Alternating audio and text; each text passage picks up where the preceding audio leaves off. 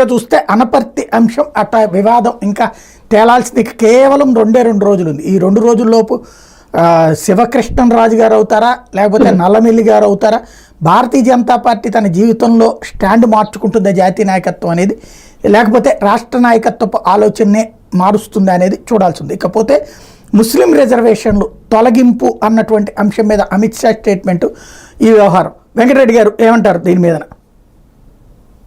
ఒకటి ఏంటంటే సార్, ఇప్పుడు రిజర్వేషన్ల అంశం తొలగించడానికి కర్ణాటకలో ఆల్రెడీ అక్కడ ఉన్నటువంటి భారతీయ జనతా పార్టీ ప్రయత్నిస్తే సుప్రీంకోర్టులో ఉంది. మే 9 దాని మీద విచారణ ఉంది. వాళ్ళు ముస్లింస్ తీసేసి ఆ పర్సంటేజెస్ 2 కమ్యూనిటీలకి, బీసీలో ఉన్నటువంటి 2 కమ్యూనిటీలకి ఇచ్చారు. సో తెలంగాణలో కూడా తీసేస్తామని వారు బాహాటంగానే చెప్తున్నారు. అమిత్ షా గారు కావచ్చు, వీళ్ళు కావచ్చు, వాళ్ళ మేనిఫెస్టోలో కూడా అంశాన్ని, బీజేపీ మేనిఫెస్టోలో కూడా, తెలంగాణ మేనిఫెస్టోలో కూడా పెట్టింది రిజర్వేషన్ అంశం, ముస్లింస్ తీసేస్తాం అనేటువంటి అంశం. అట్లానే దేశవ్యాప్తంగా ఇప్పుడు ముస్లింస్ మీద ఏదైతే నిన్నగాక మొన్న కూడా మోడీ గారు చేసినటువంటి స్టేట్మెంట్స్, ఒకవేళ కాంగ్రెస్ అధికారంలోకి వస్తే ముస్లింస్ కి మొత్తం ఈ సంపద అంతా దోచిపెడతారు, మన ఇంట్లో సంపద అంతా తీసుకెళ్లి దోచిపెడతారు, ఈ మతపరంగా రిజర్వేషన్ అంశాలు ఉండవు అనేటటువంటిది ఖచ్చితంగా ఆంధ్రప్రదేశ్ కూడా వర్తించింది కదా.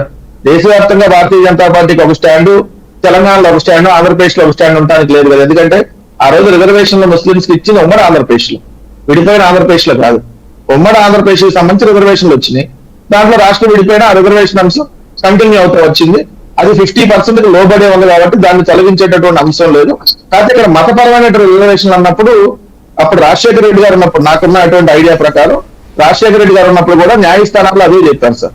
హైకోర్టులో 2 సార్లు కొట్టేసినట్టున్నారు ఆ అంశాన్ని. కొట్టేసిన తర్వాత మళ్ళీ సుప్రీంకోర్టుకి వెళ్ళి దాన్ని సాధించుకొని వచ్చారు రాజశేఖర రెడ్డి గారు. అప్పుడు ఏం చెప్పారంటే, ఇది ముస్లింస్ ఒక మతం బేస్ గా ఇస్తున్నారని అంటే, దాంట్లో అప్పుడు ఉన్నటువంటి రాజశేఖర రెడ్డి గారి ప్రభుత్వం వాదించింది ఏంటంటే, మొత్తం అది 15 సమూహాలు, అది కులాలకో మతాలకో సంబంధించింది కాదు, సామాజికంగా, ఆర్థికంగా, వాళ్ళు విద్యాపరంగా వాళ్ళు వెనకబడినటువంటి అంశాలను బేస్ గా చూపెట్టారు, మతమని కాకుండా. అదే సార్, ముస్లిం సామాజిక వర్గంలో కొన్ని కులాలని యాడ్ చేశారు దాంట్లో.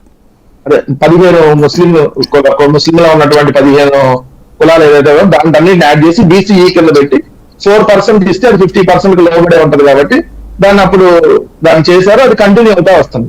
అయితే ఇక్కడ మన ఐవైఆర్ కృష్ణారావు గారు ఇప్పుడు ప్రస్తుతం భారతీయ జనతా పార్టీలో ఉన్నారు. ఆయన ఒక 4-5 రోజుల క్రితం ఒక ట్వీట్ పెట్టారు సాయి గారు.